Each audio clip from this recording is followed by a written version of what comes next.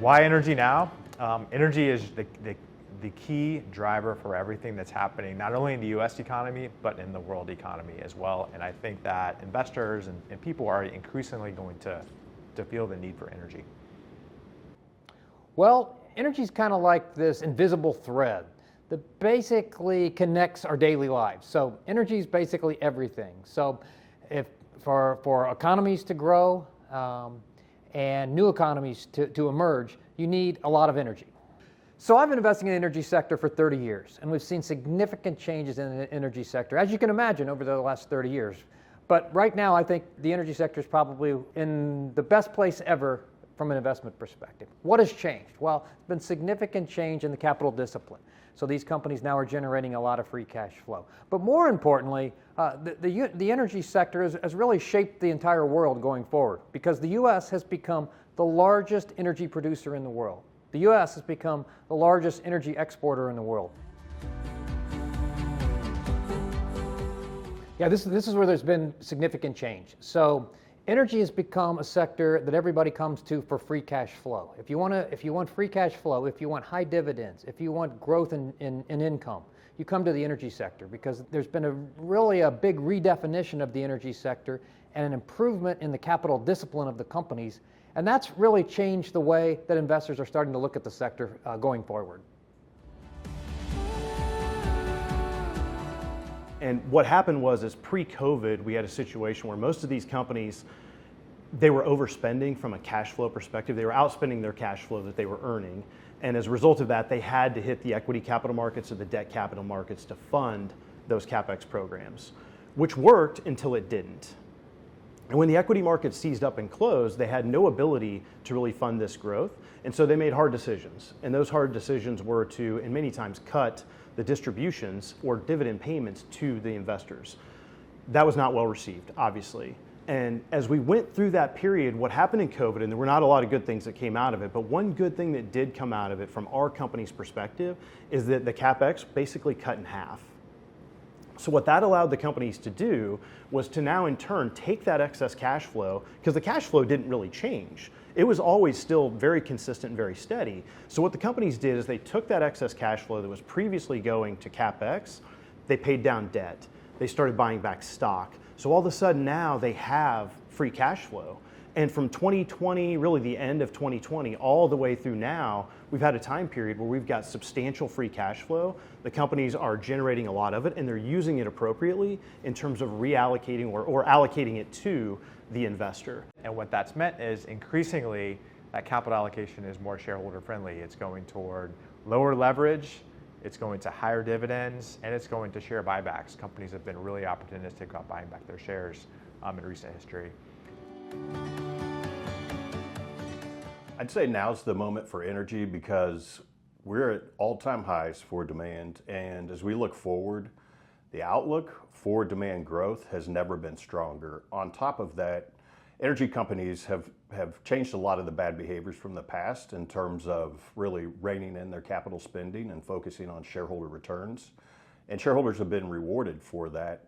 On top of that, management teams have changed their incentive compensation structures, and again, further aligning them with us as investors. It's a really good time from a structural and really a secular tailwind in terms of the visibility to demand that's coming. I'd say the other thing that's changed is the public's perception of energy. I mean, if you think about it, energy's in pretty much every good and that's around this room. Our lives absolutely depend on it. And there was a view that energy was going away in terms of traditional energy. And there's now a much greater recognition that energy is critical to our daily lives, and in fact is quite helpful to our daily lives. Yeah, I'd say right now, the big change in the last few years is after 20 years of stagnant electricity demand in our country, all of a sudden, there's very visible over the last few years, electricity demand has started to grow. And there's a few things driving that: reshoring, electric vehicles, but mostly the biggest thing are the data centers.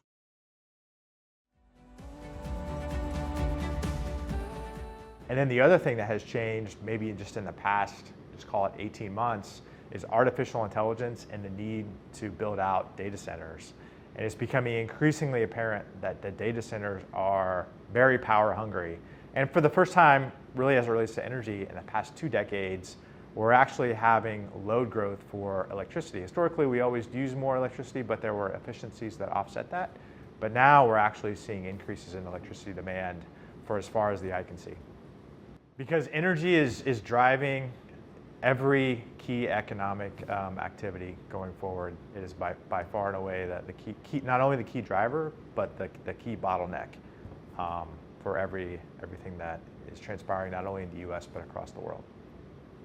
I think the incremental demand that we're seeing really comes from a variety of sources. But if you think about just domestically, we're seeing increasing demand from reshoring.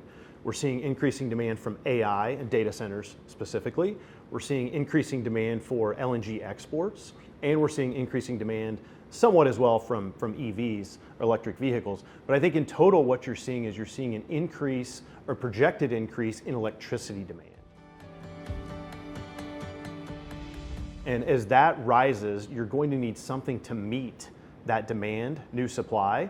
And how do you generate that electricity? That's really going to be the telltale sign. So as we start to look at the pie and we say, well, where does this come from? If you go back 5 years, again, to that pre-COVID level, fossil fuels were roughly 80% of demand.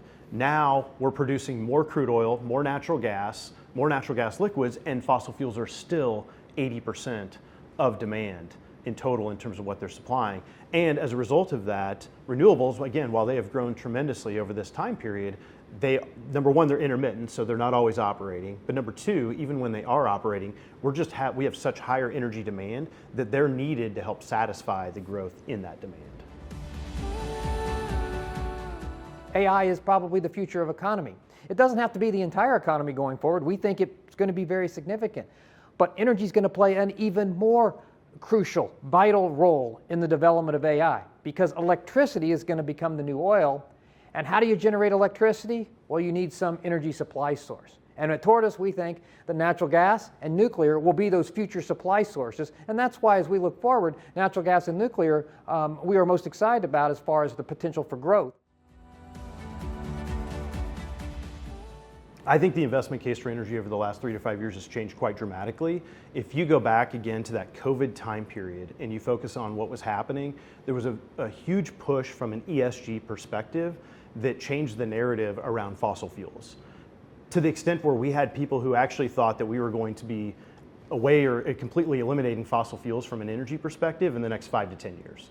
And yet at this point, we're 5 years later and fossil fuels still generate 80% of all the energy in the world. That hasn't changed at all. So the concept that I think that we've tried to get across to people is it was for a while about energy transition, and transition implies that you're moving from one thing to another. But in reality, what it is energy addition. We're not transitioning away from anything. We're adding energy sources because we need that energy. It's additive to where we were. We need more energy in order to satisfy this demand. That's what we're trying to get across to people, and that the change that has really occurred is initially it was thought, we're going to transition away from fossil fuels, it's going to be all renewables. But in reality, while we have brought on a lot of renewables, it's just been to supplement the incremental demand that we've had and that we've seen throughout this time period. We are going to need energy. We've always needed it for industrial, residential consumption.